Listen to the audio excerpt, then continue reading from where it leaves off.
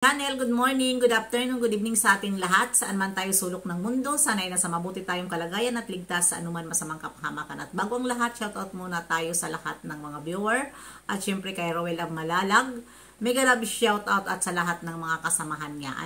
Guys, mayroon lang ako dito kunting re-reactionan. Ito ay patungkol kay Kuya Brooks. At si Kuya Brooks ay nag-live siya at kasama pa doon si Daddy Donut. At iba pang mga kasamahan niya doon. At ang tinutukoy niya dito ay walang iba kundi ang kanyang pamangkin na naman na si Roel Ab Malalag. Sa mga sinabi ni Kuya Brooks ay ito ay parang hindi ako agree. Bakit ko nasabi na hindi ako agree? Sa totoo lang Kuya Brooks, yung mga problema nyo na ganyan ay kailangan hindi mo yan nilalive. Diba? Hindi mo yan nilalive dahil isa pa, si Roel ay pamangkin mo at wala siyang ginagawang masama. Nasa inyo yun ang pag-uusap. Hindi yung inaano nyo sa live dahil alalahanin mo ay marami ka rin supporters na galing kay Roel Ab Malalag. Diyan sa mga ano-ano mo ba, tawag nito pero interview mo ay maraming mali. Dapat hindi mo ginagawa ang ganon.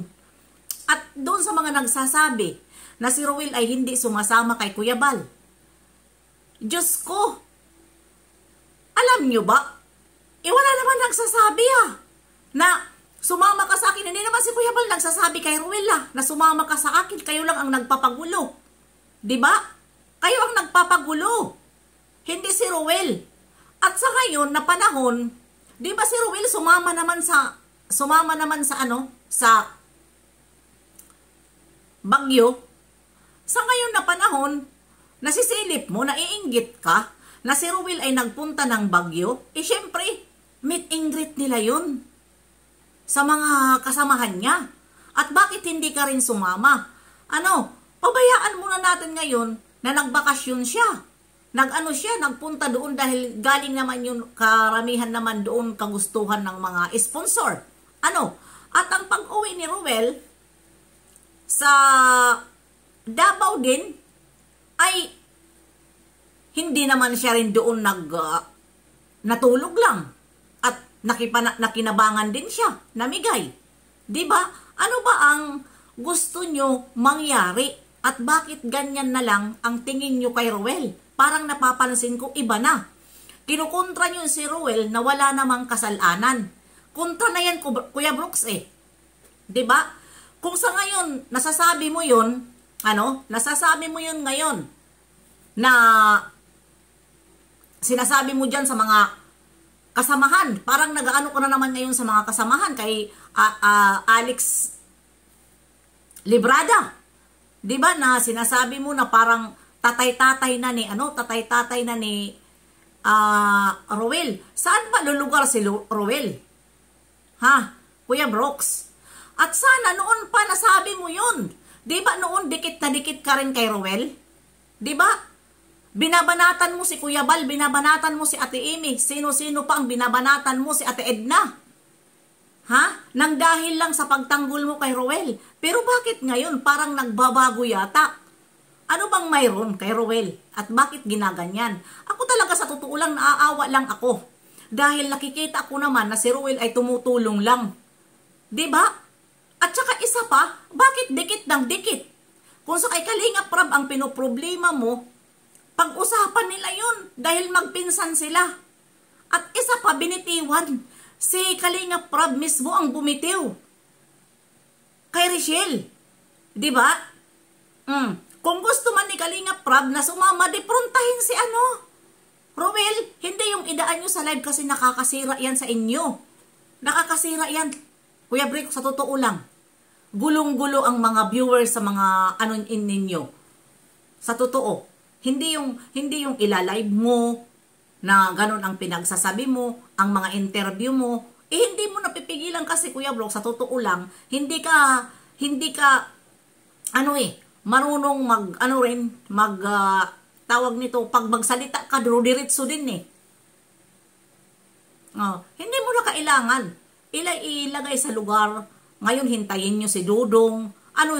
Sa sinabi mo dyan, na sana ay pagdating ni Dudong ay maging okay na. Di sana hindi mo ni-live. Hinintay mo na pagdating dyan ni Dudong. Hinintay mo dapat doon kayo nag-usap-usap na may pagbabago. Na doon na sumiksik na si Dudong kung saan-saan, kung sayo ba o kay Kuya Bal o kung kanino. Dahil mismo na nga si Kuya Bal ang nagsabi na wala na siyang pakialam dahil may community naman si Dudong. May community si Dudong eh. Kaya kanya-kanya na kayo diskarte, huwag nyo nang pakialaman si Dudong. Kalingap nga si Dudong, pero kanya-kanya diskarte, pareho naman kayo dyan, mga charity vlogger. Diba? Kung sino ang gusto panoorin doon, mahirap yung ganyan na kawawa naman na mayroon kayo. Hindi ka ba, Kuya Brooke, masaya? Hindi ba kayo masaya na nakikita nyo na ang isang pamilya nyo ay umaangat? Pamangkin mo umaangat? Diba? Dapat matuwa. Hindi na yung ilalive pa, parang paninira. Kasi parang paninira yan sa totoo lang, Kuya Brooks. Paninira yan. At saka, huwag ka magsilos. Dahil kung dapat noon na ikaw una humawak kay Ruel ay pinagsabihan mo rin, di ba? At hindi naman humihiwalay si Dudong dyan sa kaila Kuya Bala. Nandyan naman eh. Di ba? At bakit lagi yung sinasabi na, ayan, sa mga interview mo dyan kay Pure Health, di ba? Na ang sabi ni Pure Health, wala naman siya masabi kay Dudong. Pero ang gusto lang nila, sumama kay Kuya Bal. Ano ba ang ibig sabihin na sasama? Na pareho naman si Kuya Bal busy, si Dudong busy. Alam nga naman magsama-sama, hindi na maghahanap ng matutulungan, kundi punta doon, punta dito na lang. Ganun ba? Dapat lang maghiwalay. Hindi nga nagsasama, di ba? Nagsasama ba si Kuya Bal at saka si Kalinga Prab? Hindi naman na. Kanya-kanya naman sila scout Kanya-kanya sila content eh. Ganun dapat ikaw, maghanap ka, Kuya Brooks, maghanap ka ng